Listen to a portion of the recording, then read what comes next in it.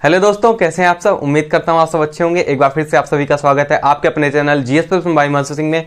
तो जैसा कि आपको पता है हमारी संधि की क्लास चल रही है और आज हमारा लेक्चर 5 है। हम स्वर संधि की बात कर चुके हैं और इसके पहले वाले लेक्चर में हमने संधि की बात की। अगर आपने उसको नहीं देखा है तो आप देख सकते हैं, डिस्क्रिप्शन लिंक मिल जाएगा, वहां से देख सकते हैं। तो आज हम बात करने वाले थे हम व्यंजन संधि की। तो इसको हम सबसे पहले देख लेते हैं क्या है व्यंजन संधि। व्यंजन संधि, अगर हम इसी को दूसरे शब्द में कहें कि तो हम व्यंजन संधि को क्या कह सकते हैं, तो इसी को हम कहते हैं हल संधि। हल संधि। इसके पहले हमने आपको बताया था कि स्वर संधि को हम अच् संधि भी कहते हैं, और क्यों कहते हैं वो भी बताया था। आज हम बात कर रहे हैं व्यंजन संधि की। अगर हम इसकी परिभाषा देखें तो परिभाषा हमारी क्या कह रही है। परिभाषा हमारी यहां पे यह है कि जब किसी स्वर के बाद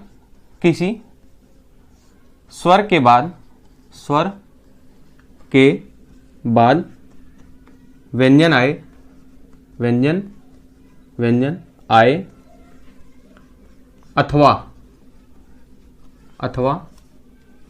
अथवा किसी व्यंजन के बाद व्यंजन के बाद स्वर अथवा व्यंजन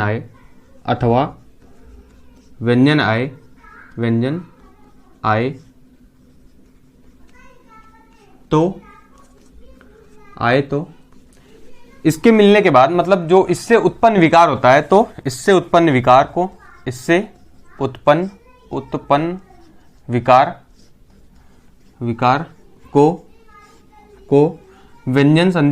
व्यंजन संधि कहते हैं। संधि कहते हैं। मतलब हमने यहाँ पे देखा कि जैसे आपको हमने स्वर संधि में बताया था कि वहां पे स्वर और स्वर का मेल होता है। यहाँ पे हम बात कर रहे हैं व्यंजन संधि की। तो व्यंजन में यहाँ पे व्यंजन और व्यंजन का मेल होता है। तो यहाँ पे क्या होता है, हमारी व्यंजन संधि होती है। इसमें क्या होता है, सबसे पहले हमारा एक स्वर आता है या इसके बाद कोई व्यंजन आता है, या फिर कोई स्वर हो उसके बाद में कोई व्यंजन आए, किसी व्यंजन के बाद में चाहे स्वर आए चाहे व्यंजन आए। यहाँ पे हमारा लिखा गया है क्या व्यंजन के बाद या फिर स्वर आए या तो फिर व्यंजन आए या तो फिर किसी स्वर के बाद कोई व्यंजन आता है, तो वहां पे क्या होती है, हमारी व्यंजन संधि होती है। जैसे व्यंजन संधि होती है, अगर हम इसको देखें, हम इसके पहले हमने बात कर चुकी कि स्वर कहां पे होता है, व्यंजन कहां पे होता है, विसर्ग कहां पे होता है। तो इसके लिए हम एक चार्ट बनाए थे यहाँ पे कि सबसे पहले हम 2 बार लिख लेते हैं यहाँ पे स्वर, इसके बाद हमने लिखा था एक बार व्यंजन, और इसके बाद लिखा था व्यंजन। इसके बाद हमने एक और लिखा था विसर्ग संधि, जो हमारी लास्ट संधि होती है, वो हम बात कर रहे थे विसर्ग संधि की। एक यहाँ पे हो गया विसर्ग और दोबारा हमने लिख लेते हैं यहाँ पे विसर्ग। ये हो गया हमारे पास चार्ट। अगर हम देखें बहुत आसानी से किसी संधि को अगर हम पहचानना चाहें तो किसमें आती है, तो यहाँ पे हमारे पास स्वर 2 बार लिखते हैं, उसके बाद 2 बार व्यंजन लिखते हैं, इसके बाद हम विसर्ग लिखते हैं। इसके बाद इसी के साथ में हम जोड़ देते हैं, एक बार हम इसके साथ लिख लेते हैं स्वर, फिर यहाँ पे लिख लेते हैं व्यंजन, फिर यहाँ पे हम लिख लेते हैं फिर से स्वर, और इसके बाद लिख लेते हैं व्यंजन, फिर इसके बाद हम लिखते हैं स्वर, यहाँ पे स्वर, और इसके बाद हम लिखते हैं व्यंजन। ये चार्ट हम आपको पहले बता चुके हैं। इससे क्या होता है, हमारी संधि की पहचान बहुत आसानी तरीके से हो जाती है कि इसमें कौन सी संधि है। तो सबसे पहले हमने बताया था कि जहां पे कभी स्वर और स्वर का मेल होता है, जैसे हमारी ये होगी पहली संधि जो हमारी स्वर संधि थी। अगर हम यहाँ पे स्वर से स्वर का मतलब किसी भी पद में अगर हम पहले पद के अंत में देखें यहाँ पे स्वर आ रहा हो और दूसरे पद के शुरुआत में अगर स्वर आ रहा हो, तो वहां पे क्या होता है, हमारी स्वर संधि होती है। ये हमारा संधि का पहला भेद होगा स्वर संधि। ये हमारा होगा चार्ट का पहला स्वर संधि। अगर हम यहाँ पे दूसरे की बात देखें, यहाँ पे जो 3 हमारे दिख रहे हैं, यहाँ पे दूसरा टाइप हो जाता है हमारे पास कि अगर स्वर के बाद व्यंजन आता है, चाहे व्यंजन के बाद स्वर आए, चाहे व्यंजन के बाद व्यंजन आए, तो यहाँ पे हमारी क्या होती है, यहाँ पे हमारी व्यंजन संधि हो जाती है। इसको हमने यहाँ परिभाषा के तौर पर बताया है। परिभाषा में यहाँ पे साफ साफ लिखा हुआ है परिभाषा में कि यहाँ पे जब किसी स्वर के बाद कोई व्यंजन आता है अथवा किसी व्यंजन के बाद स्वर अथवा व्यंजन आए, तो यहाँ पे आप देख रहे हैं यहाँ पे दोनों चीजें लिखी हुई हैं कि यहाँ पे आता है, तो वहां पे क्या होता है, व्यंजन संधि होता है। और लास्ट हमारा जो टाइप होता है संधि का, तीसरा टाइप है, यहाँ पे क्या होता है, विसर्ग के बाद स्वर आता है या विसर्ग के बाद हमारा व्यंजन आता है, तो यहाँ पे क्या होती है, हमारी विसर्ग संधि होती है। विसर्ग संधि होती है। ये हमारा हो गया संधि का तीनों टाइप। यही तीनों संधि पढ़नी है, जिसमें से हम पहली संधि आपकी ये पढ़ चुके हैं, स्वर संधि। इसके बाद हम बात करने जा रहे हैं, आज हमारा टॉपिक है व्यंजन संधि का, और इसके बाद हमारा टॉपिक रहेगा विसर्ग संधि का। तो इसमें क्या होता है, व्यंजन संधि में व्यंजन संधि ऐसे नहीं होती है जैसे स्वर संधि के 5 भेद होते हैं, तो इस टाइप से नहीं होती। व्यंजन संधि में क्या होता है, अलग अलग नियम होते हैं, उन नियमों के हिसाब से व्यंजन संधि हमारी चलती है। तो ठीक है, चलिए देखते हैं हम पहला नियम जो है, इस जो नियम होते हैं एक एक करके। तो पहले नियम की हम बात करते हैं, व्यंजन संधि के नियम की बात करते हैं। तो यहाँ पे हमारा ये लिखा गया है कि इस संधि के निम्नलिखित नियम है। मतलब यहाँ पे क्या होगा, अब एक एक नियम को हम चर्चा करेंगे, व्यंजन संधि के जो भी नियम होते हैं। तो पहला नियम हमारे पास ये है कि यदि किसी भी वर्ग के प्रथम वर्ण के बाद में किसी भी वर्ग का तीसरा चौथा और अंतस्थ आता है। मतलब क्या होता है यहाँ पे, किसी भी वर्ग, यहाँ पे दिया हुआ है किसी भी वर्ग के प्रथम वर्ण, यहाँ पे ये वर्ग हो गया, यहाँ पे हो गया वर्ग का प्रथम वर्ण, यहाँ पे हो गया वर्ग का प्रथम वर्ण, ये वर्ग हो गया हमारा। अब यहाँ पे प्रथम वर्ण आएगा, यहाँ पे दूसरा या तीसरा चौथा इस टाइप से वर्ण आएगा ये, लेकिन यहाँ पे क्या होता है, ये पांचवा वर्ग, इस टाइप से वर्ग होते हैं। तो यहाँ पे क्या हो गया, हमारा दूसरा वर्ग हो गया, तीसरा, चौथा, और यहाँ पे हो गया पांचवा। तो यहाँ पे दिया गया है कि प्रथम वर्ण के बाद में किसी वर्ग का तीसरा, चौथा और अंतस्थ कोई भी स्वर हो तो वर्ग का प्रथम वर्ण अपने ही वर्ग के तीसरे वर्ण में बदल जाता है। मतलब यहाँ पे क्या हो गया, ये पहला वर्ण हो गया, मान लीजिए यहाँ पे का लिखा गया है, तो ये हमारे पास तीसरे से बदल जाएगा, यहाँ पे गा, तो हमारे पास का वर्ग हो गया, का वर्ग, का खा गा गा अंगा, इस टाइप से हो गया। तो हमारे पास क्या हो गया, ये बदल जाएगा इसमें गा में। अगर हम इसको एक लाइन में देखें तो हम कैसे कर सकते हैं, तो जैसे यहाँ पे हम लिख लिया, मान लीजिए ये हो गया का, च, ट, त, पा, ये हो गया। अब इसके साथ में ये हो गया हमारा किसी वर्ग के प्रथम वर्ण, ये हमारा वर्ग हो गया और ये हमारा पहला वर्ण हो गया, सभी वर्ग का पहला वर्ण, क, च, ट, त, प। अब इसके बाद हमने क्या लिखा है कि तीसरा वर्ण हो, यहाँ पे क्या, तीसरा, तीसरा, चौथा, तीसरा, चौथा, अंतस्थ, अंतस्थ, या कोई स्वर हो, यहाँ पे क्या लिखे हम, स्वर। ये क्या हो गया कि हमारा क, च, ट, त, प के बाद में कोई तीसरा हो, चौथा हो, अंतस्थ या फिर स्वर आता है। तो यहाँ पे क्या होता है, हमारा जो पहला है का, ये अपने ही वर्ग के तीसरे में बदल जाता है। मतलब का हमारा क्या होता है, गा हो जाता है। अब हम इसको ऐसे लिख सकते हैं कि ये बदल के हमारे पास हो जाएगा गा, क, ख, गा। चा हो जाएगा हमारे पास परिवर्तित होके च, छ, ज। टा परिवर्तित होकर हमारा टा, ठ, डा। ता परिवर्तित होके ता, थ, दा। पा परिवर्तित होके पा, फ, बा। इस प्रकार से हमारा परिवर्तित हो जाएगा ग, ज, ड, द, बा में, इस प्रकार से हमारा परिवर्तित हो जाएगा। तो ये हो गया हमारी परिभाषा। अब इसके ऊपर जो एग्जांपल्स होते हैं वो हम कैसे देखते हैं, तो इतना आपको समझ में आ जाएगा। एक तरफ से ये एक लाइन में हम लिख सकते हैं इसको, परिभाषा को। तो ये हमारी ट्रिक के तौर पे हो गई क, च, ट, त। इसके बाद तीसरा, चौथा, अंतस्थ या कोई स्वर आता है तो इसलिए परिवर्तित हो जाता है तीसरे वर्ण में, अपने ही वर्ग के तीसरे वर्ण परिवर्तित हो जाता है। अब इसके बाद हम देखते हैं ये जो इसके एग्जाम्पल्स उसको हम कैसे देखते हैं। तो एग्जाम्पल देखते हैं। एग्जाम्पल हमारे पास ये पे लिखा गया है कि दिग्विजय। अगर हम दिग्विजय का संधि विच्छेद करते हैं तो हमारे पास संधि विच्छेद कैसे आता है। तो अगर हम देख रहे हैं यहाँ पे, तो यहाँ पे हम संधि विच्छेद ऐसे कर सकते हैं, दिक् आधा का प्लस विजय। अब यहाँ पे ये कैसे होगा, दिग्विजय। और यहाँ पे देख रहे हैं, यहाँ पे का है आधा का, यहाँ पे हो गया व्यंजन, और यहाँ पे क्या है, विजय, वा दिया गया है। तो यहाँ पे क्या, व्यंजन से व्यंजन का मेल है। लेकिन यहाँ पे हमने क्या देखा था नियम में, नियम के अनुसार यहाँ पे हमारे पास का दिया गया है। अब इसी का को हम गा में परिवर्तित करते हैं, इसी वर्ग के तीसरे वर्ण में। जब गा में हम परिवर्तित करते हैं तो हमारे पास क्या बचता है, आधा गा आ जाता है। इसी गा को हम यहाँ पे उठा के रख देते हैं तो यहाँ पे क्या हो जाता है, दिग्विजय हो जाता है। दूसरा एग्जाम्पल हमारे पास दिया गया है वाकजाल। अगर हम इसका संधि विच्छेद करें तो कैसे होगा, तो ये हो जाएगा वाक प्लस जाल। अब यहाँ पे क्या है, जब हम इसको परिवर्तित कर रहे हैं का को, यही का हमारा तीसरे वर्ण में परिवर्तित हो रहा, जब इसको परिवर्तित कर रहे हैं तो यहाँ पे क्या हो जा रहा, गा हो जा रहा, आधा गा। जब ये गा उठ के यहाँ पे आ रहा, का परिवर्तित होके, तो यहाँ पे क्या हो जाएगा, वा, और का की जगह पे हमारे पास गा आ जा रहा, ये गा, तो वाग जाल हो जा रहा। तीसरा हमारे पास क्या दिया गया है, तीसरा अजंत। तो यहाँ पे क्या हो जाएगा, अच, अच प्लस अंत। यहाँ पे हम देख रहे हैं कि जो चा है ये चा वर्ग है, चा वर्ग का हम तीसरे वर्ण में परिवर्तित कर रहे हैं, जो चा वर्ग है, चा, छ, जा। अगर हम इसको देख रहे हैं तो जा में परिवर्तित होगा। जब ये जा उठ के यहाँ पे आता है चा की जगह पे, तो यहाँ पे क्या हो जाए, अज, अज हो जाता है और ये अंत हो जाता है। जब ये जा में मिलता है तो ये हो जाता है आ, अजंत। अब इसके बाद जो चौथा एग्जाम्पल है हमारे पास क्या है, आजादी। तो यहाँ पे क्या होगा, अच प्लस आदि। यहाँ पे भी वैसे ही है, चा के स्थान पे हम जा लिख दे रहे हैं, परिवर्तित करके तीसरे वर्ण में कन्वर्ट कर दिया हमने, जा लिख दिया, तो जा यहाँ पे उठ के आजादी हो गया। अब यहाँ पांचवा एग्जाम्पल क्या है, षडानन। यहाँ पे क्या है, षट प्लस आनंद। यहाँ पे हम देख रहे हैं, यहाँ पे हमारा पहले पद का अंतिम वर्ण है हमारे पास क्या, टा है, टा। इसी टा को हम तीसरे वर्ण परिवर्तित करते हैं तो टा, ठा, डा हो जा रहा। जब हम इसको परिवर्तित करें डा में तो डा उठ के यहाँ पे आएगा, तो यहाँ पे क्या हो जाएगा, डानन, सड़ानन। छठवां एग्जाम्पल क्या है, जगदीश। तो यहाँ पे क्या हो जाएगा, जगत, जगत प्लस ईश। यहाँ पे हम देख रहे हैं ता है, तो ता परिवर्तित होगा किसमें, तीसरे वर्ण में, ता था दा, दा में परिवर्तित हो गया, तो यहाँ पे क्या होगा, जगदीश। यहाँ पे दा उठ के आया, आधा दा था, लेकिन जब बड़ी ई की मात्रा लगेगा उसमें तो बड़ी ई की मात्रा लगने के बाद जगदीश हो जाएगा। सातवां हमारे पास क्या है, अब्ज।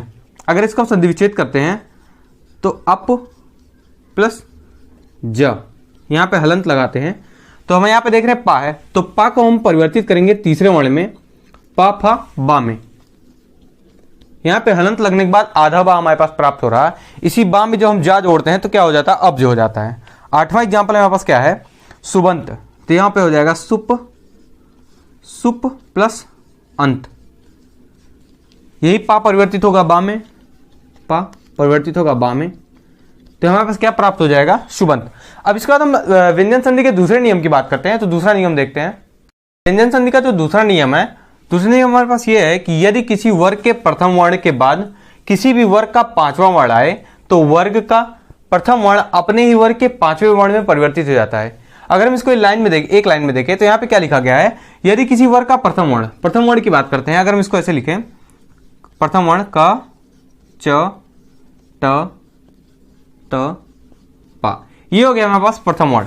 प्रथम वर्ण के बाद में किसी भी वर्ग का पांचवा वर्ण है, इसके बाद में क्या होगा, पांचवा वर्ण मतलब अनुनासिक बोल सकते हैं, चाहे पांचवा बोल सकते हैं उसको, अनुनासिक वर्ण, अनुनासिक आए। ये होगी हमारी परिभाषा कि पांचवा वर्ण आए तो वर्ग का प्रथम वर्ण, मतलब यही जो प्रथम वर्ण है ये हमारा अपने ही वर्ग के पांचवें वर्ण में परिवर्तित हो जाता है। इसका मतलब क्या होता है, जैसे हमारे पास का वर्ग दिया हुआ है तो इसका पांचवा वर्ण हमारे पास क्या निकलेगा, अंगा। ये हो गया इसमें, मतलब का जो हमारा परिवर्तित होगा जो पांचवें वर्ण में, तो ये हो जाएगा अंगा। अगर हम चा की बात करें, पांचवें में परिवर्तित होगा तो ये हो जाएगा इया। अगर हम टा की बात करें, ये परिवर्तित होके रा में, और ता परिवर्तित होके ना में, और पा परिवर्तित होके मा में। तो यहाँ पे हमारे पास क्या निकल गया है, ये सब आधा रहेगा, हलंत लगेगा सब में। तो यहाँ पे क्या हो गया, अणुमंगणनम। तो ये का परिवर्तित होगा इया में, अड़ा में, और चा इया में, टा ड़ा में, ता ना में, और पा मा में। इसके बाद हमारे पास क्या अनुनासिक बच रहा है, तो ये अनुनासिक ऐसे लिख दिया जाएगा, अनुनासिक। ये हो गई हमारी परिभाषा। परिभाषा का मतलब दूसरा नियम हमारे पास हो गया, ये व्यंजन संधि का दूसरा नियम हो गया। अगर हम इसके एग्जांपल की बात करते हैं तो एग्जांपल हम कैसे देख सकते हैं, ये इसको हम एक लाइन में कह सकते हैं, तो इसको इस टाइप से लिख सकते हैं, ट्रिक कह सकते हैं कि एक लाइन में अगर आपको याद करना है इस दूसरे नियम को, तो ये दूसरा नियम इस प्रकार से होता है। अगर हम इसके एग्जाम्पल की बात करते हैं तो एग्जाम्पल, पहला एग्जाम्पल हमारे पास ये दिखाया है वांग्मय। अगर हम इसका संधि विच्छेद करते हैं तो कैसे निकलता है, तो ये हमारा, अगर हम इसको संधि विच्छेद कर रहे हैं तो ये हो गया वाक धन मय। अब यहाँ पे क्या है, यहाँ पे दिया गया है पहला वर्ड, तो ये हो गया हमारे पास का। अगर हम इसको पांचवें वर्ण में परिवर्तित करते हैं तो हमारे पास अंगा निकल के आता है। इसके पहले हम आपको एक लाइन में बताए हैं, तो यहाँ पे क्या हो गया अंगा। तो ये इस अंगा को यहाँ पे ला के रखेंगे तो क्या हो जाएगा वांग्मय। ये हो गया हमारा संधि विच्छेद। ऐसे परीक्षा में पूछा जाएगा तो आप उसको सही करके आएंगे, ये आपको पूरा 100% श्योर है। अब ये वांग्मय का अगर हम अर्थ की बात देखें तो इसका अर्थ होता है साहित्य, वांग्मय का अर्थ होता है साहित्य। अगर हम दूसरा में देखें एग्जाम्पल, तो दूसरा हमारे पास क्या लिखा है, रुण्यमय। अगर इसका संधि विच्छेद करें तो हो जाएगा रुच धन मय। अगर हम चा को देखें, इस चा को हमने यहां पे निकाल लिया, इस चा को हम पांचवें वर्ण में परिवर्तित करेंगे तो यहां पे हो जाएगा हमारा इया। तो चा छ जा जाए इया, इस इया को लाके यहां पे रखेंगे तो हमारा संधि विच्छेद निकल आएगा और हमारे पास पुनः वही शब्द प्राप्त हो जाएगा रुण्यमय। इसका बाद हमारा अगला एग्जाम्पल है क्या, षण्मुख। इसको संधि विच्छेद करते हैं, सट धन मुख। इस टा को परिवर्तित करेंगे किसमें, अड़ा में। ये अड़ा आएगा यहाँ पे तो ये हो जाएगा षण्मुख। अगला एग्जाम्पल हमारे पास ऐसे ही है, सेम टू सेम। ये हो जाएगा षट धन मास। यहाँ पे क्या है, इस टा को परिवर्तित करना है अड़ा में। अगला एग्जाम्पल हमारे पास क्या, जगन्नाथ। बहुत अच्छा एग्जाम्पल है ये जगन्नाथ। यहाँ पे हो जाएगा जगत प्लस नाथ। यहाँ पे हम देख रहे हैं ता है, तो ता का जो पांचवा वर्ड होता है ये हो जाएगा, पांचवा वर्ड इसका हो जाएगा ना, आधा ना। तो यही ना जब यहाँ पे उठ के आएगा आधा ना, यही ना जब आधा उठ के आता है यहाँ पे ना, और जो यहाँ पे ना पहले से दिया गया पूरा, ये दोनों मिलके आधा ना और पूरा ना जगन्नाथ, ये शब्द का निर्माण करते हैं। इसका तो हमारे पास दिया गया अम्मय। अगर इसका संधि विच्छेद करते हैं तो ये हो जाएगा अप प्लस मय।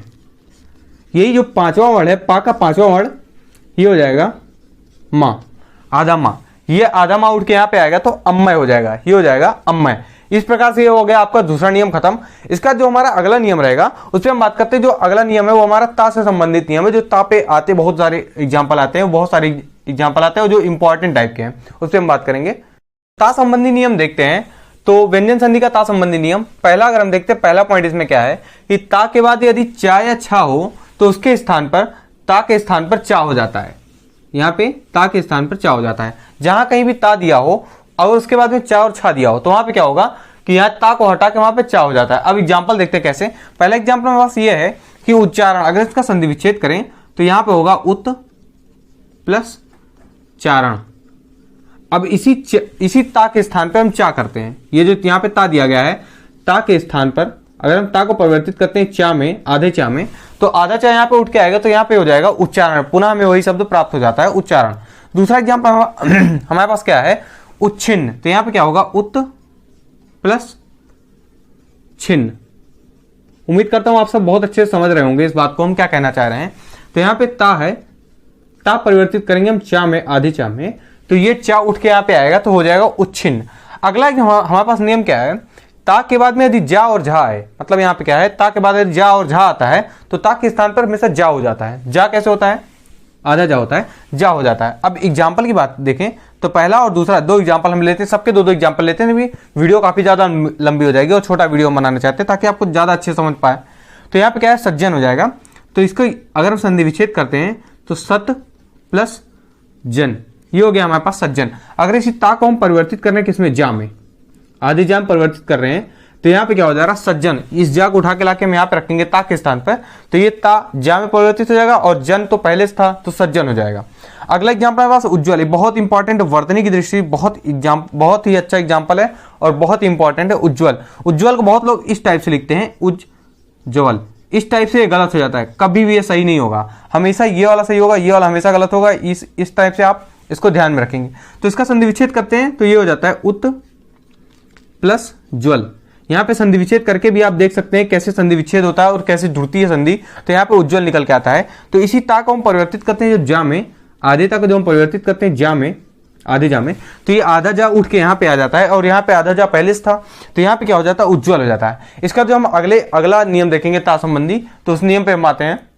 हमारे पास ये है कि ता के बाद में यदि टा या ठा हो तो ता के स्थान पर टा हो जाता है। अब ये कैसे होता है हम इसको देखते हैं। तो यहाँ पे पहला एग्जाम्पल है कि टट्टिका, अगर हम इसको संधि विच्छेद करते हैं तो कैसे होता है, तत् प्लस टीका।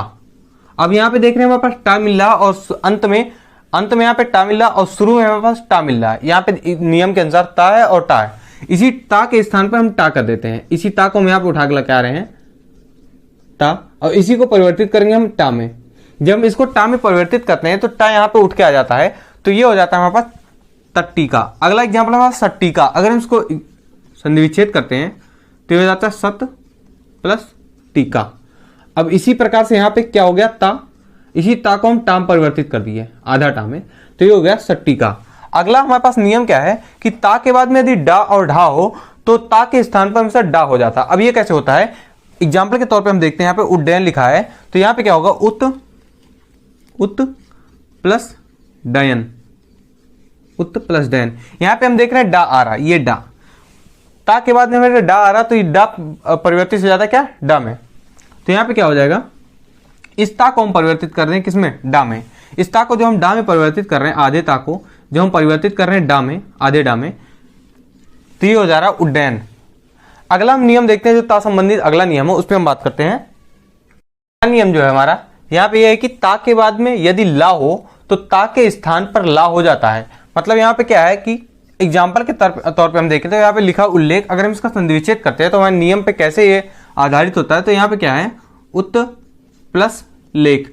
अब यहाँ पे नियम में हमारा क्या दिया गया है कि यदि ला दिया हो, ता के बाद में यदि, यहाँ पे हम देख रहे हैं ता के बाद में ला दिया गया है तो ता के स्थान पर हम ला कर देते हैं। मतलब यहाँ पे क्या है, इस ता के स्थान पर अगर हम ता को हम परिवर्तित करते हैं ला में, तो हमारे पास प्राप्त क्या होता है, ये ला और यहाँ पे लेख तो पहले से था तो यहाँ पे क्या हो गया, उल्लेख हो गया।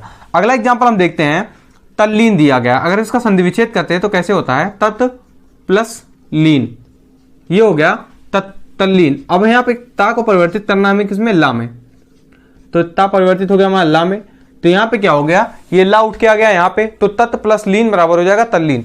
अगला नियम हमारे पास ये है ता का, ता के बाद में यदि शा हो तो ता का चा हो जाता है तथा शा का छा हो जाता है। मतलब यहाँ पे क्या है, ता को हम परिवर्तित कर देते किसमें, चा में, और इस शा को हम परिवर्तित करेंगे किसमें, छा में, ये हो जाता है। अब हम एग्जाम्पल के तौर पर कैसे देखते हैं, एग्जाम्पल हमारे पास दिया गया उच्छ्वास, अगर हम इसको संधिविच्छेद करते हैं तो यहाँ पे कैसे होता है, उत प्लस श्वास। अब हम यहाँ पे देख रहे हैं, यहाँ पे लिखा गया उत्श्वास, उत प्लस श्वास, तो यहाँ पे क्या हो गया, उत, इस ता को हम परिवर्तित कर दिए चा में, तो ये ता ये परिवर्तित हुआ चा में, और ये शा ये परिवर्तित हो गया छा में, छा में। अब ये हमारे पास प्राप्त क्या हो गया, ये दोनों मिलके आधा चा और छा जब मिला तो यहाँ पे हमारे पास क्या हो गया, उच्छ्वास, यहाँ पे क्या होगा, उच्छ्वास। अगला हम देखते हैं एग्जाम्पल क्या है, तच्छिव। अगर इसका संधिविच्छेद करते हैं तो कैसे निकलता है हमारा, तत् प्लस शिव। और हम यहाँ पे कैसे देख रहे हैं कि इस ता को हम परिवर्तित कर दिए चा में, और ये शा परिवर्तित हो गया छा में।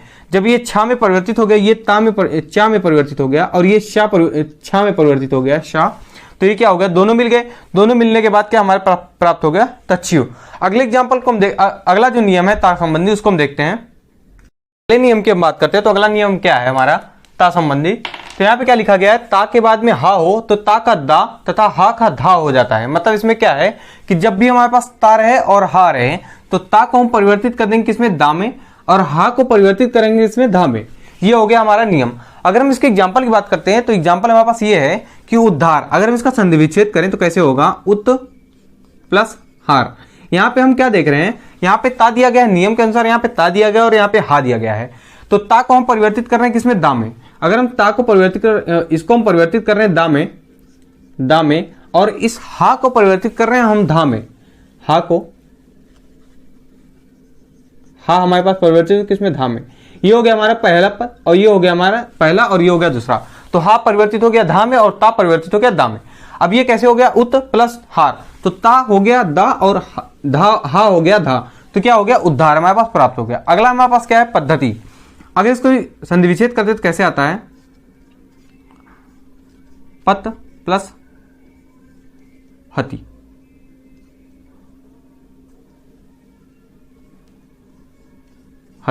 यहां पास क्या हो गया, पत प्लस हति, ये हो गया हमारे पास पद्धति। अगला हमारे पास नियम क्या है, नियम का एक्स्ट्रा यहाँ पॉइंट है कि स्वर के बाद में यदि छा आए तो छा से पूर्व चा का आगमन हो जाता है। मतलब क्या है कि पहला पद हमारे पास क्या है, स्वर दिया गया हो, और अगले पद में व्यंजन रहे तो उससे पूर्व क्या होता है, हमारे पास चा का आगमन हो जाता है, इस चा का आगम हो जाता है। तो कैसे होता है, पहला एग्जाम्पल क्या है, पहला एग्जाम्पल क्या है, परिच्छेद। अगर इसका संधिविच्छेद करें तो यहाँ पे क्या है, परि प्लस छेद, ये हो गया हमारे पास संधिविच्छेद। अगर हम यहाँ पे देख रहे हैं तो क्या हो रहा है, यहाँ पे स्वर के बाद छा आ रहा, मतलब यहाँ पे क्या स्वर है, स्वर क्या हमारे पास, अगर हम री को अलग अलग करते हैं तो कैसे निकलता है, रा प्लस ई, तो क्या हो गया, री हो गया। मतलब ये री, तो क्या हो गया, यहाँ पे री हो गया, तो यहाँ पे क्या स्वर का आगम हो गया। स्वर के बाद में चा आ रहा, मतलब यहाँ पे छा आ रहा, तो छा के पहले में क्या हो गया, चा का आगम हो जाएगा। तो छा के पहले अगर चा का आगम हुआ तो यहाँ पे क्या हो गया, परिच्छेद। अगला हमारे पास क्या है, अनुच्छेद। इसी प्रकार से हम इसको देखते हैं, अनु प्लस छेद। यहाँ पे हम देख रहे हैं ऊ है स्वर है, तो यहाँ पे छेद दिया गया, तो इसके पहले क्या है, छा के पहले चा का आगम हो गया। यहाँ पे क्या है, आच्छादन, इसी प्रकार से, तो यहाँ पे क्या होगा, आ प्लस छादन, छादन, ये हो गया हमारे पास छादन। छा से पहले चा का आगम हो गया। ये हमारे पास हो गया। आज का हमारा लेक्चर यहीं समाप्त होता है। तो इस वीडियो को ज़्यादा से ज़्यादा शेयर कीजिए, और दोस्तों को भी बताइए कि यहाँ पे लेखपाल की बहुत अच्छी हिंदी की क्लास चल रही है। अगर आपको वीडियो में कुछ नहीं समझ में आता है तो आप कमेंट करके उसको पूछ सकते हैं, आपके कमेंट का रिप्लाई किया जाएगा। और इस वीडियो को ज़्यादा से ज़्यादा शेयर कीजिए, चैनल को सब्सक्राइब कीजिए, और अपना ख्याल रखिए। जय हिंद।